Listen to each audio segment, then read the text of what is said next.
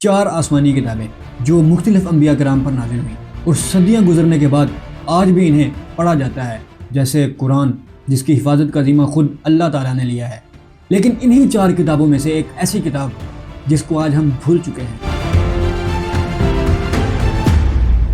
آج دنیا میں 3 آسمانی کتابوں کو ماننے والے لوگ تو موجود ہیں، ہم مسلمان تو سب کو مانتے ہیں، بٹ میں شریعت کی بات کر رہا ہوں۔ فرسٹ تورات حضرت موسیٰ علیہ السلام پر نازل ہوئی اور آج موجودہ یہودی تورات کو فالو کرتے ہیں۔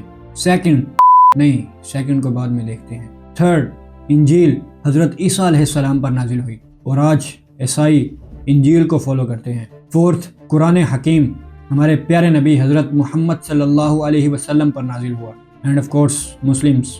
اب آتے ہیں سیکنڈ کی طرف، زبور۔ کبھی نوٹس کیا ہے کہ زبور کو ماننے والے لوگ کہاں گئے؟ آج دنیا میں صرف 3 بکس تورات، انجیل اور قرآن کو ڈسکس کیا جاتا ہے، لیکن کیوں؟ زبور بھی تو آسمانی کتاب ہے نا۔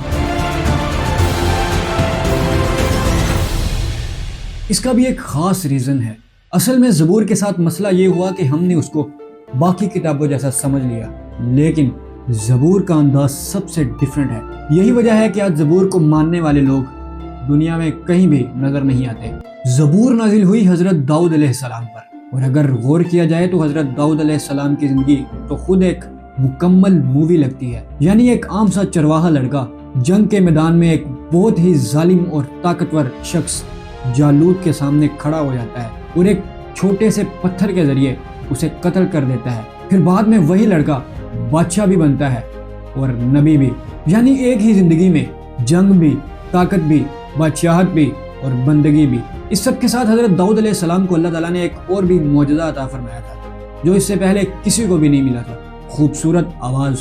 حضرت داؤد علیہ السلام کو اللہ تعالیٰ نے بہت ہی خوبصورت آواز دی تھی۔ حضرت داؤد علیہ السلام کی آواز اتنی خوبصورت تھی کہ جب وہ اللہ تعالیٰ کی حمد بیان کرتے تو پرندے اور پہاڑ بھی رک جاتے، یعنی جھومنے لگ جاتے۔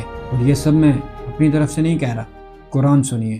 بے شک ہم نے پہاڑوں کو ان کے زیر فرمان کر دیا تھا، جو ان کے ساتھ مل کر صبح کو اور شام کو تسبیح کیا کرتے تھے، اور پرندوں کو بھی جمع ہو کر سب کے سب ان کے زیر فرمان رہتے تھے۔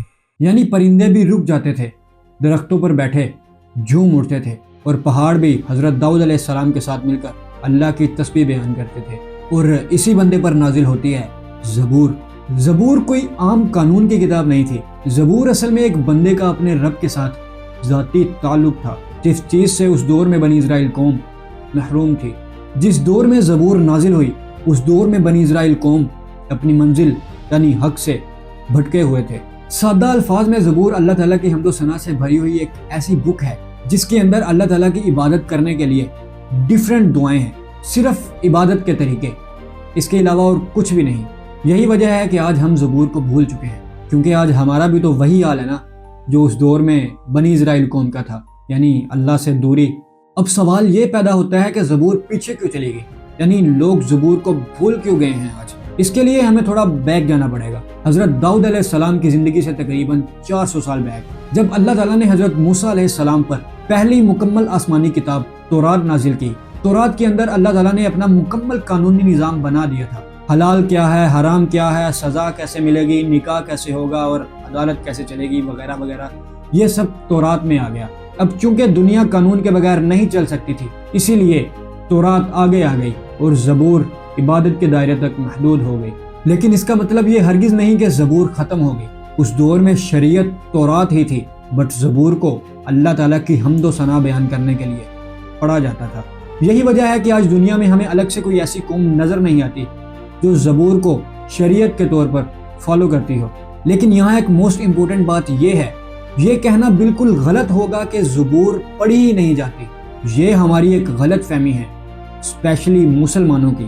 آج بھی یہودی اور عیسائی دونوں زبور پڑھتے ہیں، لیکن اللہ تعالیٰ کی حمد و ثنا بیان کرنے کے لیے، کیونکہ یہ بھی تو اسی رب کو مانتے ہیں نا جس کو ہم مانتے ہیں۔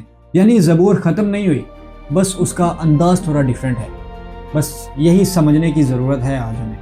وہ الگ بات ہے کہ آج باقی کی 3 بکس تورات، زبور اور انجیل اپنی اصلی حالت میں نہیں رہیں جیسی اللہ تعالیٰ نے نازل کی تھی، لیکن قرآن کی حفاظت کا ذمہ تو خود اللہ تعالیٰ نے لیا ہے۔